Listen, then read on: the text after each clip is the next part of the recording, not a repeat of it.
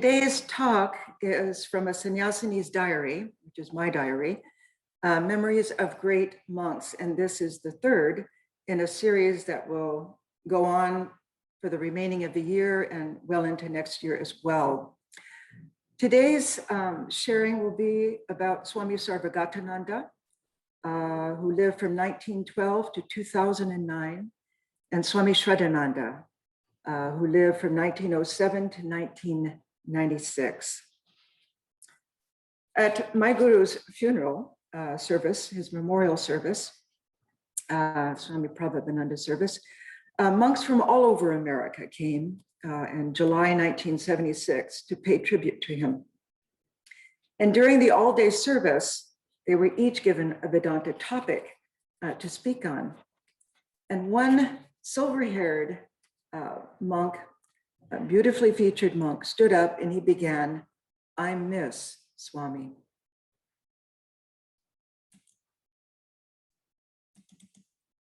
You can see him, he's right in the front row, right here, Swami Sarva-gatananda. And I see, it was said with such feeling, members of the audience just wept. Shirish, can you spotlight me, please?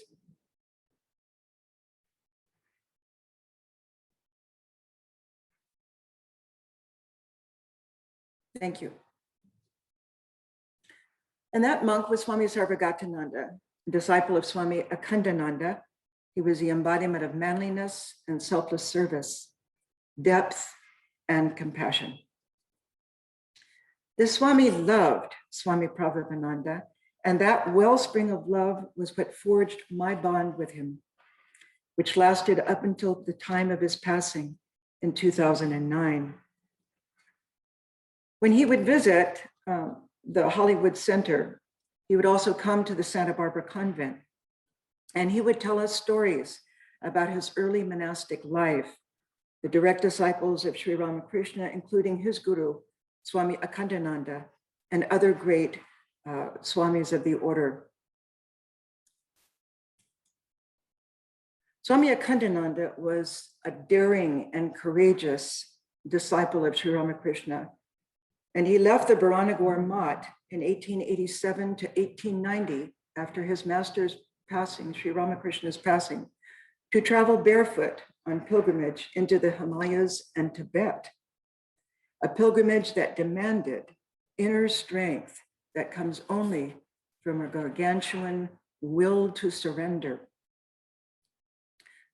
Such a pilgrimage can be a catalyst like no other, and that experience of inner pilgrimage he was to hand down to his future disciple, Narayan, the future Swami Sarva-gatananda.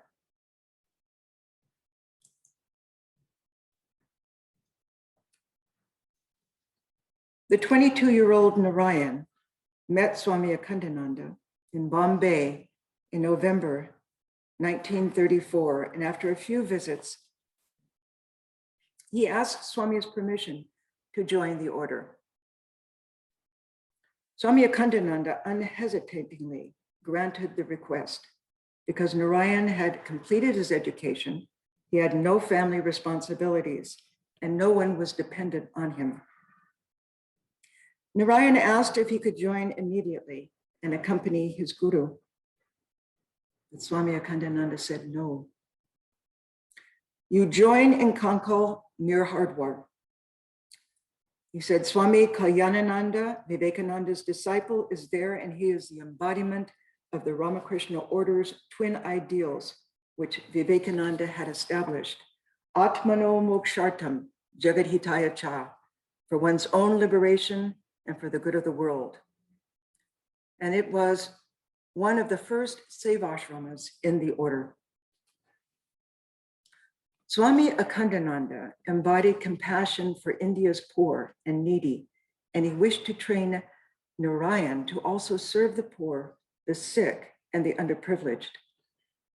Now, from Bombay to Kankal is 1,000 miles. So Narayan checked out the train schedules, but he found there was no direct route to Kankal. A few days later, Swami Akhandananda asked Narayan, "When are you leaving?"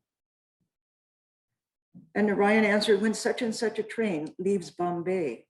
But Akhandananda said, no train, you walk. Narayan was dumbfounded. Then Swami Akhandananda explained, I have walked in the Himalayas with bare feet, so you should be able to do it in the plains. If you want to become a monk, you must walk. And there are 3 other conditions: no sightseeing, no money, and only 1 meal a day by begging. Young Narayan, who had never walked more than 5 miles in his life, asked Swami Akhandananda, please bless me that I may make it. He said, surely you will make it. Then he touched my head with both hands, he told me. And he was thus then determined to walk this long journey barefoot, like his guru. He began his journey December 3rd, 1934. And that night, when all his friends were asleep, he wrote letters to them and gave instructions regarding his belongings. He threw his money and shoes in the pond and began to walk, following the railway route, Bombay-Agra Road, Agra to Delhi, Delhi to Mathura, and Mathura to Kankal. In the beginning, he walked fast, and later he slowed down. But he walked with great inspiration. I am free, he said, thinking of Swami Vivekananda, who walked throughout India for 6 years after Sri Ramakrishna passed away. And so he reached Nashik, the origin of the Godavari River, and met a sadhu there by the name of Nepali Baba at the Ramji Mandir, who instructed him, don't go like this in ordinary dress. People will suspect you. Take this ochre cloth, and he gave it to him. You can tell your teacher that I have given you this to wear. Don't worry, you're not cheating anybody. By wearing it, nobody becomes a monk. Either you are or you are not, and you are. Well, there were many, many hardships on this journey. It was during the days of the Indian rebellion, and anyone who spoke English was suspected of being a government spy. He was denied food. Some people thought because he was young and strong, he didn't need food. And finally, after walking hundreds of miles, Narayan came to a long, deserted stretch. No people, and therefore no food for sustenance. He was exhausted, hungry. His feet were bleeding and swollen. He was half conscious. He'd reached a point where he could walk no further. So he left the road and crawled off under a tree. Until then, he thought only of Vivekananda and Akhandananda, his guru, on this journey. But now he began to pray to Sri Ramakrishna. Thakur, which means master, this is the end. I can't succeed. I may die like this. And with that prayer, he lay down under the big tree and fell asleep. That was December 14th, 1934. He didn't know how long he slept, but in the evening, he was awakened by a bus conductor. Now, there were buses in India that had both a driver and a conductor. This conductor approached him. Come inside the bus. But I have no money, Narayan said. That's all right. You come with me. But kind sir, I can't walk. The conductor gently picked him up, carried him to the bus. He was so light, and set him down on the bus seat. He drove long into the night to the town of Dhulya in Maharashtra. The bus stopped, and the bus conductor carried Narayan into a roadside cabin and then drove off.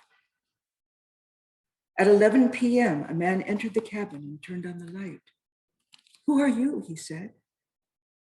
I'm a novice on my way to Kankal to join the Ramakrishna order, Narayan replied.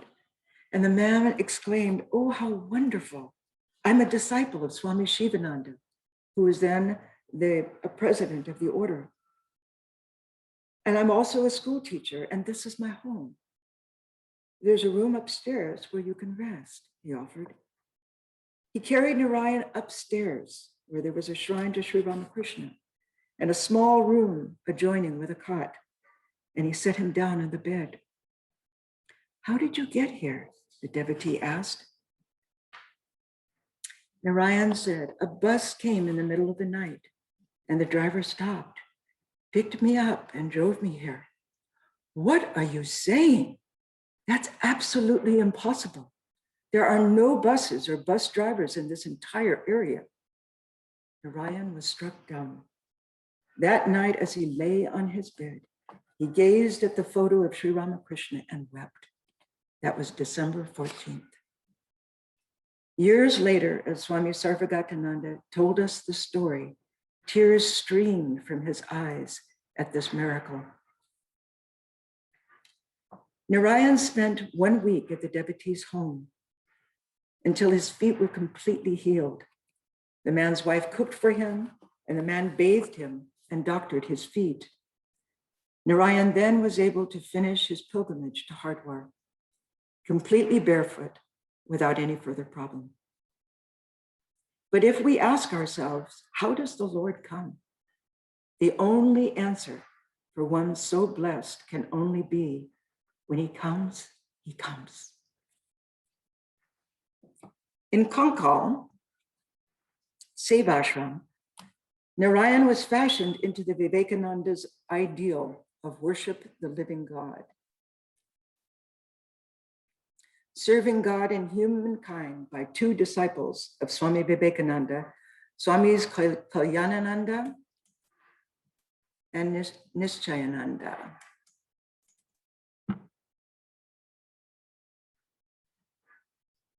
In 1901, Swami Kalyanananda had raised funds to begin the Kankal ashram, Sevashram, near Hardwar, in a rented premise consisting of 2 rooms. But by Narayan's time, the Sevashram had become a hospital. Once a young monk asked Swami Kalyanananda why he felt elated in the Kankal temple, but not in the hospital doing the work there while he was serving the sick. And Swami Kalyanananda explained, you go to the temple with fruits, flowers, and offerings. You go to the hospital with food, medicine, and a few kind words. These are your offerings. But if you see a difference between these 2 worships, you have not yet become spiritual. Many people were accommodated in the hospital, including sadhus who had no outer signs of life, though they were apparently still living. And this is a sign of samadhi, where kumbhaka takes place, which is a cessation of the prana, though the aspirant continues to live. And when you read the life of Sri Ramakrishna, you see this exemplified every day of his life. And when Narayan read in the Gospel of Ramakrishna that a man who attains nirvikalpa samadhi lives only 21 days, at which time his body falls off like a dry leaf, he decided to test this for himself. So one day a sadhu was brought into the hospital with no visible signs of life force, and Narayan visited his bedside every single day.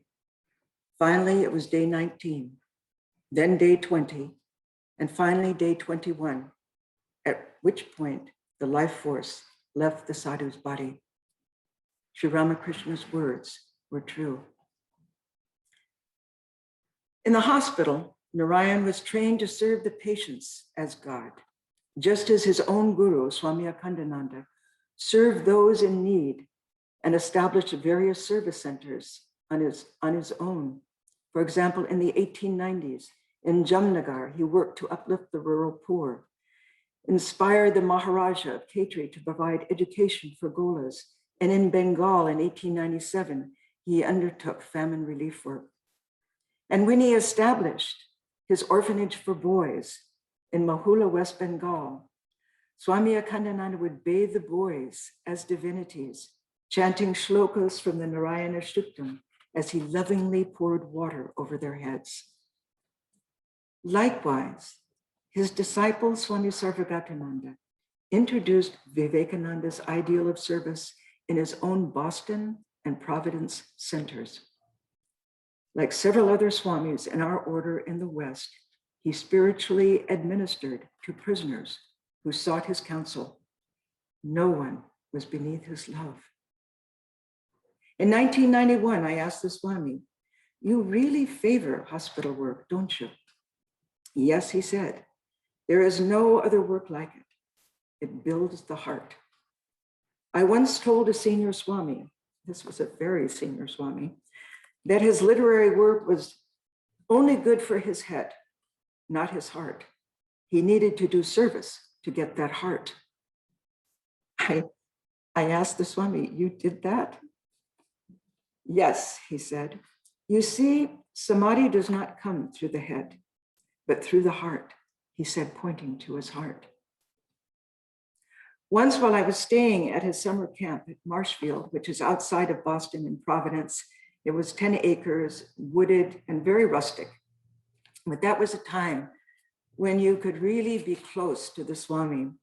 Swami Sarva-gatananda at that time allowed a devotee from India to take lunch with the close devotees there. At the lunch table, the guests began to berate his mother country, India, for allowing people to die in the streets, as it was, according to him, unsightly. Swami turned to him and asked, "Have you seen this for yourself?" "Yes, of course. I was on a bus recently, and when it stopped, there was a dead man right there in the road," the guest complained. The Swami asked, "What did you do?" "What would anyone do?" the man replied. "We all stayed on the bus until it drove away to the next stop." Swami's hands began to shake and his eyes became fierce. "Do you mean to say that you did nothing? Did you not get down from the bus, take the dead man to a crematorium, and arrange for his proper funeral?" "No."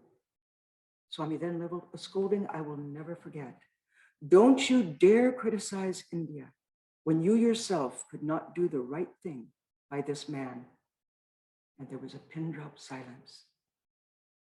What a noble, selfless heart Swami Sarva-gatananda had. A heart so broad and deep, it passionately and unstintingly strove to honor the one self in all, whoever they were, and in whatever distress. Swami Sarva-gatananda once explained to me the 4 stages of knowledge. First, I do not know that I do not know. Second, I know that I do not know. Third, I do not know that I know. And fourth, I know that I know. He then explained the art of deep study, which he had learned from 2 great Swamis, Swamis Prameeshananda and Jagadananda. He said, when you read the Upanishads, the Gospel of Sri Ramakrishna, or other scriptures, read, then think, then contemplate on them. Then the meaning will come from deep within your being. I love to hear Swami Sarva-gatananda's reminiscences of his guru, Swami Akhandananda, and would, whenever I could, poke the honeycomb. After he had joined the order in Kankal, Swami Kalyanananda asked him if he had received initiation, and he said no. In Swami Sarva-gatananda's own words, Swami Kalyanananda said, "He has accepted you. He will in good time."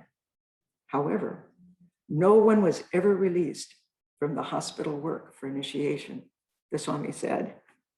Meanwhile, Kalyanananda's brother disciple, Nischayananda, encouraged me to write to Swami Akhandananda directly to request initiation if I thought it was necessary. He wrote back, "Come." So I went to Kalyanananda and told him, "I have followed the advice of some of the Swamis here and written to Akhandananda asking for initiation And he wrote back, "Come." "Very good," he said, and took special care to see that I had food on the train and in Lucknow and Benares. When I arrived, Swami Nirmayananda's brother was to be initiated the same day.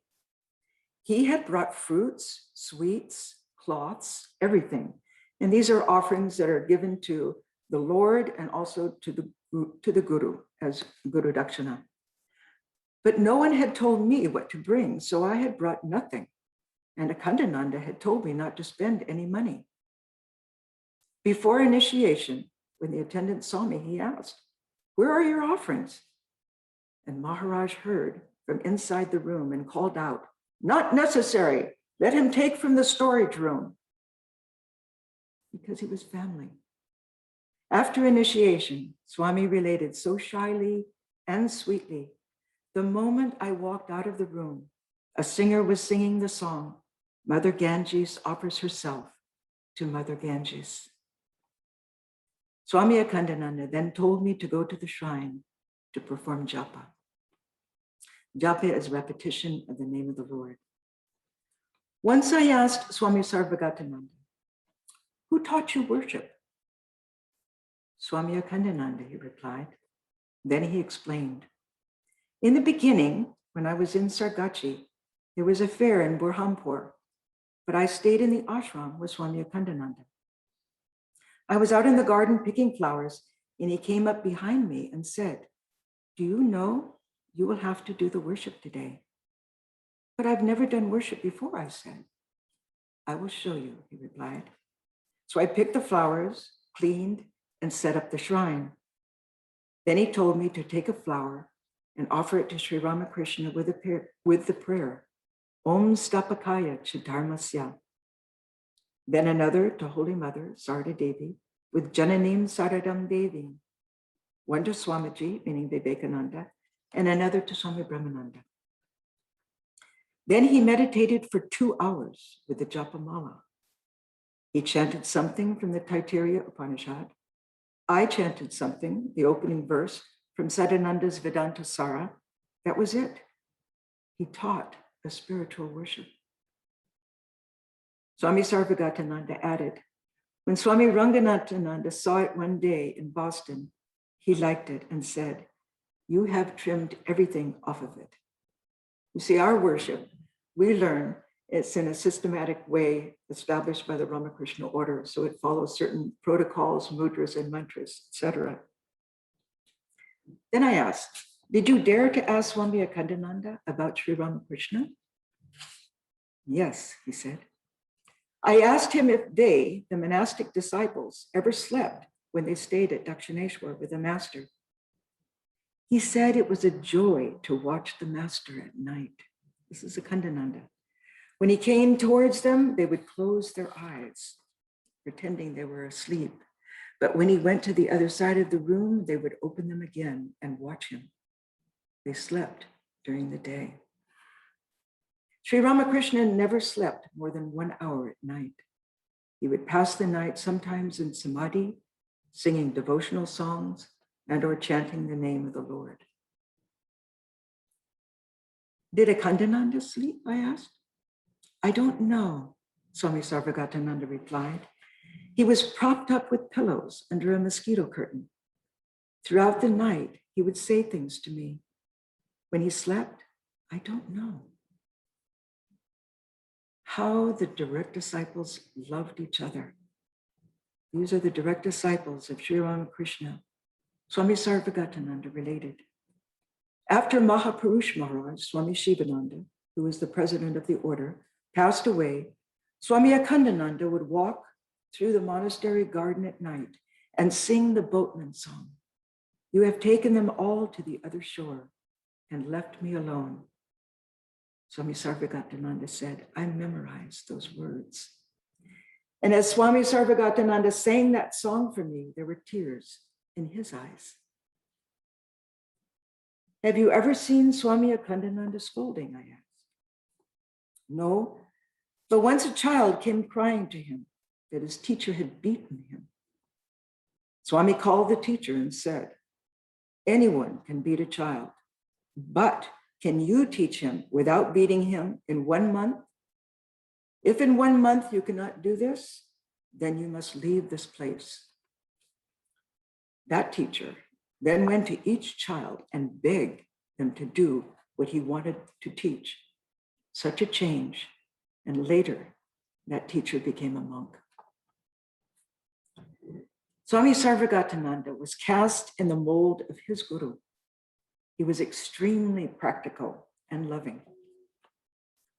The next day, he talked about how to control anger.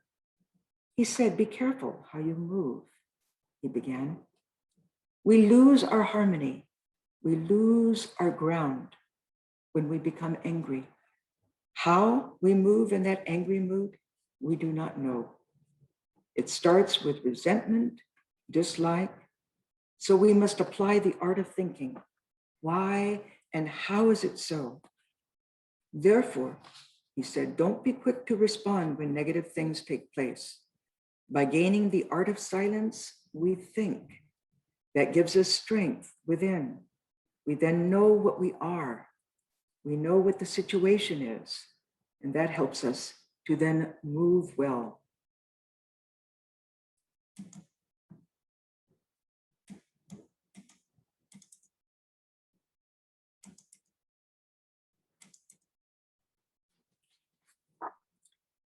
Swami Sarva-gatananda was a man of God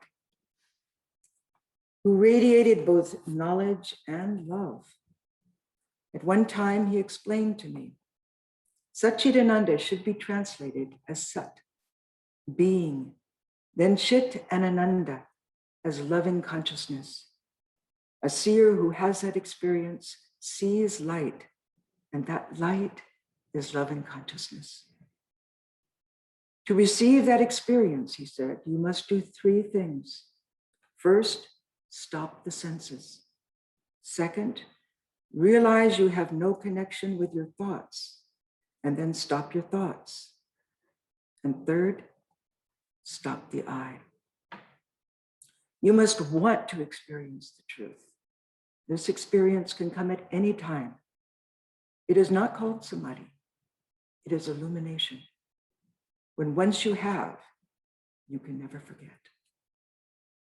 At one time, towards the end of his life, Swami quietly affirmed within the hearing of a few devotees standing nearby after a Sunday service, I see behind the appearance of the forms and within all the light of loving consciousness. Swami Shraddhananda lived from 1907 to 1996, and he was the former head of the Vedanta Society of Sacramento.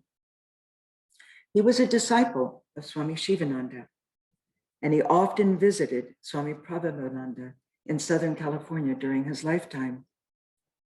Swami Pravrajika had a great affection for him, and that is why Swami Shraddhananda was Bellarmite's first choice to succeed Swami Pravrajika after his Mahasamadhi.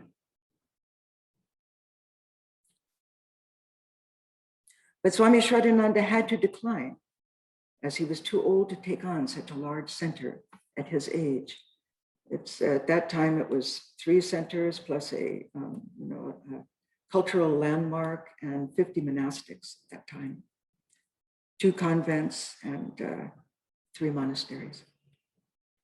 But he continued to visit Southern California Center. And at that time, he would come to the Santa Barbara convent to stay for a few days.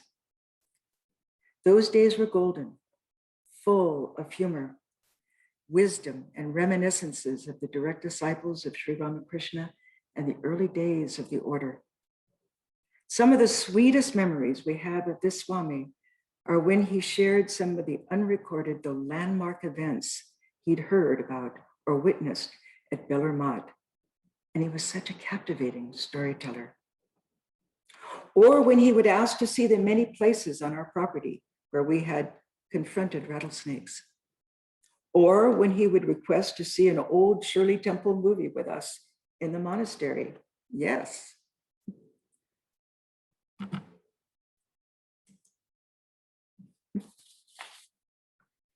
We would make some popcorn to share with all and just enjoy sitting at this old Swami's feet as he relaxed his mind while enjoying the simple, antiquated pleasure with the nuns. Even such a pastime with a sadhu leaves a never to be forgotten memory. The greatness of the sadhu's inner life towers above the simplicity of pleasure. At such time, something so unique is given and something so precious is received.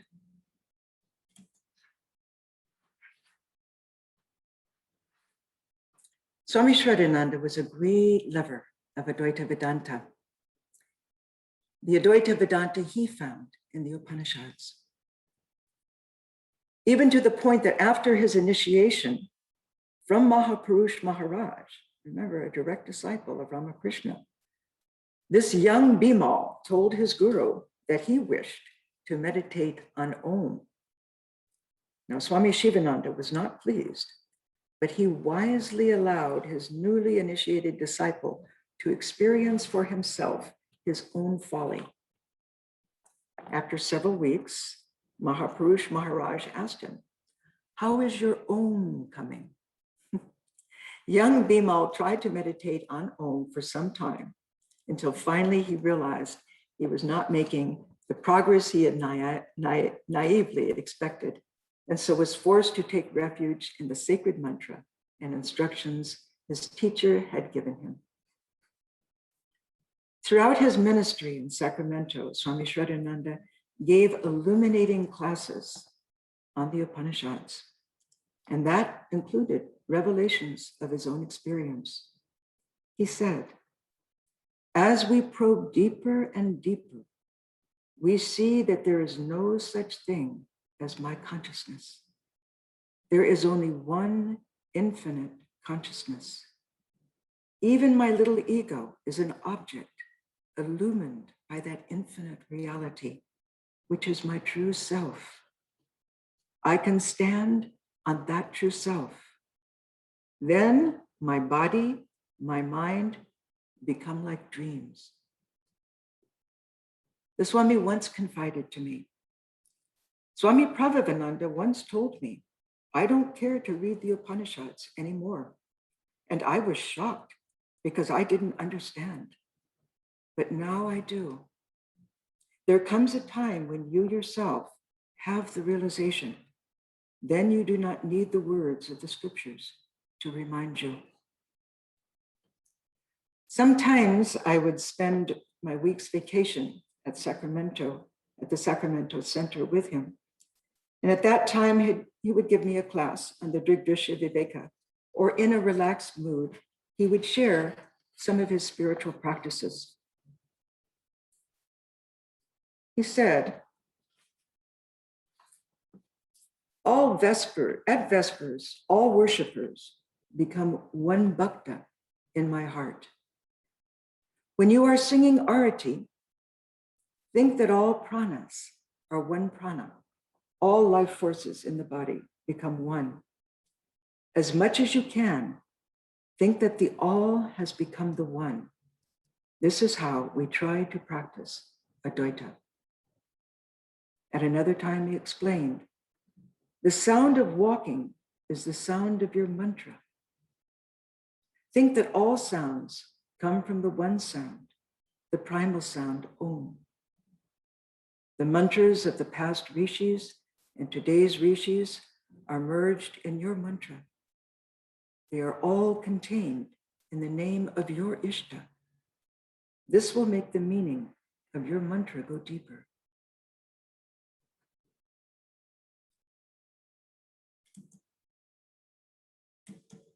Swami Shraddhananda was a nature mystic. When we would walk to the Sacramento grounds meditation walk and come to a large weeping willow tree, he'd call out to the tree, "Mother, shake your locks," meaning the Divine Mother. And inevitably, a breeze would arise and the branches would sway and he would laugh in joy. One day, when we walked to the shrine flower garden, Swami Shraddhananda plucked a marigold and waved it in adoration to the sky above. Then he turned to me and laughed in joy. This is cosmic worship. Now, this teaching is no surprise to those trained in ritual worship in the Ramakrishna order. Let me explain. Swami Brahmananda loved gardening. He was the first president of the order, Sri Ramakrishna's spiritual son. At every monastery he visited, he would give valuable advice on the garden layout. Often he would gaze at blooming flowers. Look, there you see the worship of God in his universal form going on unceasingly. From his guru's own revelation, Swami Pravrajika taught us in the convent in Santa Barbara not to strip the garden for our 2 daily worships in our Santa Barbara temple and shrine. Altogether, about 300 flowers had to be plucked every day for those worships. In our little shrine, the worship was not only to Sri Ramakrishna, but to Sarada Devi, and in the large temple to Sri Ramakrishna. He said, a universal worship is going on in the garden itself all the time. And that became a matter of realization for both Swamis Pravrajika and Shraddhananda.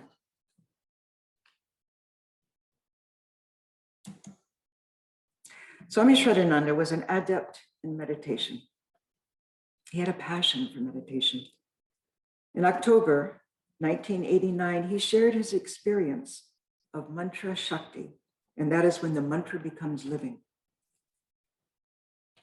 He said, I wake up with the mantra bubbling up inside me. It brings me great joy. And then he explained, this experience started during my illness, his last severe illness. That is when vairagya, renunciation, often comes for the ways of the world. But mantra shakti is not so apparent when there is too much to do during the day, too many administrative duties. But again, when I remember the mantra, then it is there. The mantra is drawing me. In later years, he showed me his room.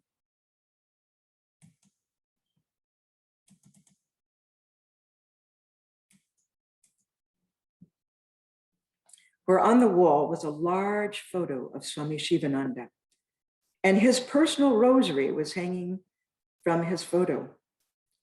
Swami then explained to me, now I am in such a state that I feel my guru is repeating the mantra and counting the number of japa for me.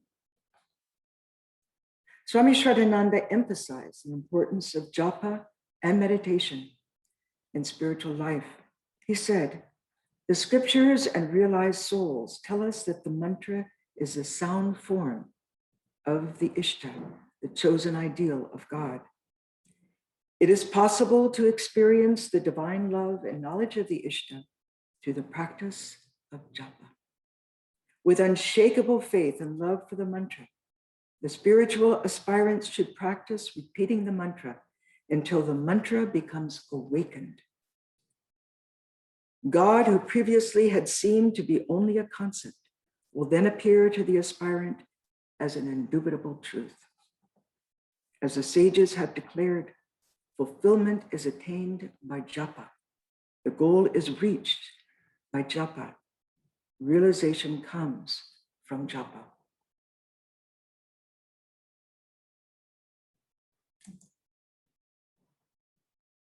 From his own experience, Swami described various stages of japa.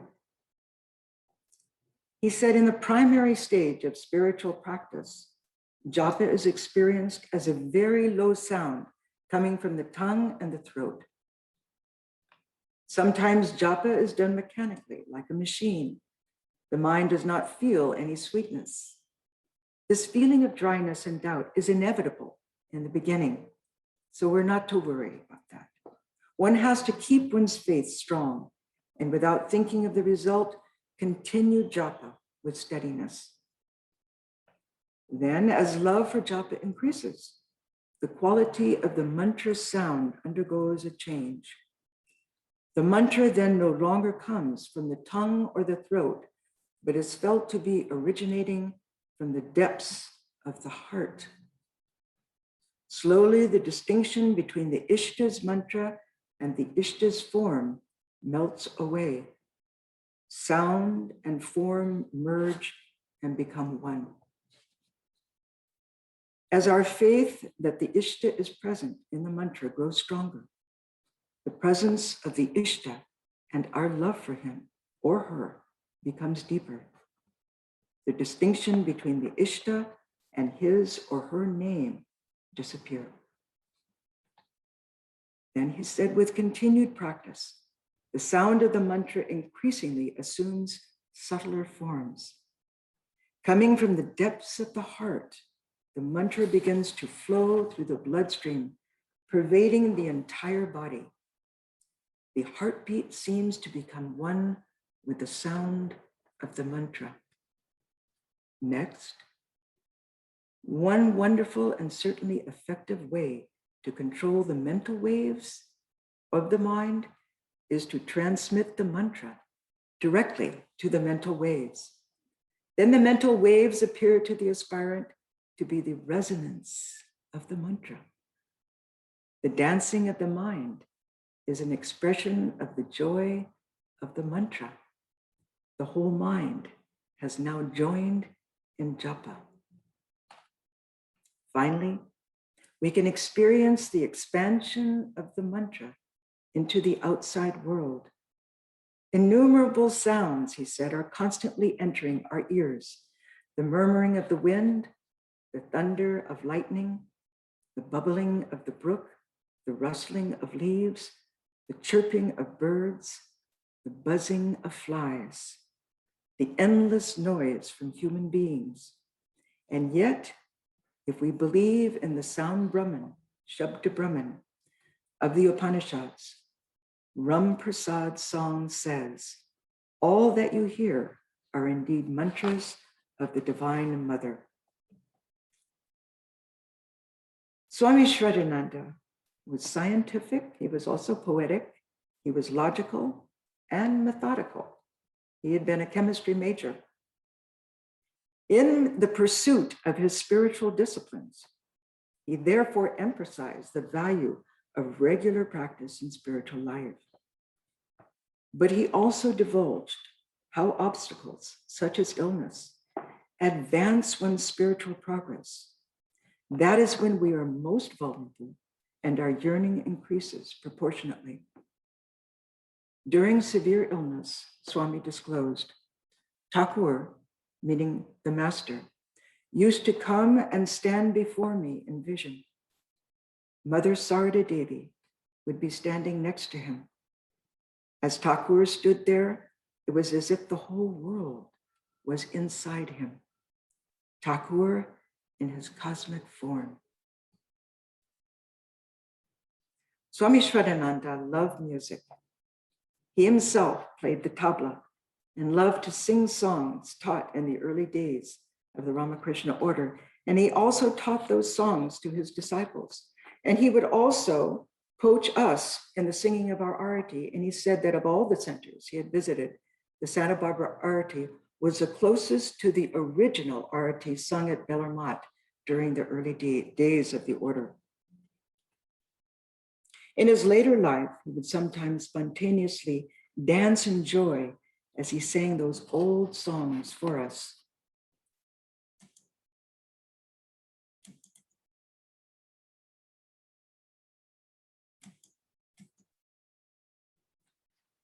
He would say, the whole world dances with me. The clouds dance, the trees, the oceans, all dance with me. And in that stage, if the body goes, what a blessed day. Once he disclosed how Swami Akhandananda showed him how Sri Ramakrishna danced in ecstasy. His right hand raised to the infinite God.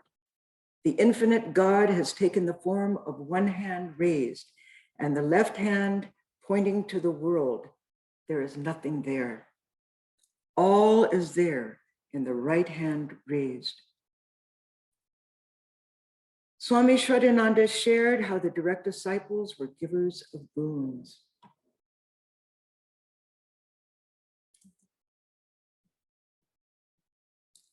Once before the Durga Puja, he said, Mahapurush Maharaj wanted a certain weed pulled from the lawn at Bellarmine.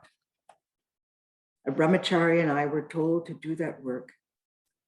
But then when the brahmachari left, I stayed to work longer. Mahapurush Maharaj was looking from his veranda and was so pleased. His attendant asked, "You are so pleased with that boy, can't you give him something?" Mahapurush Maharaj thought and said, "I will give him a handkerchief." Later, that same attendant reminded Mahapurush Maharaj of his promise, but Mahapurush Maharaj said, "Why should I give him a handkerchief? I will give him the best I have. I will give him Thakur, Sri Ramakrishna." And then Swami Shraddhananda said, that was a real blessing. So we see how this oral tradition that continues to be passed down from generation to generation reveals the spiritual strength and love transmitted from Sri Ramakrishna to his direct disciples, and from those direct disciples to their disciples, and then on to us. And we cannot help but feel the living truth within this Ramakrishna Vedanta tradition, whose source is so near to us that its firsthand stories remain alive in the telling and continue to touch our hearts and deepen our faith.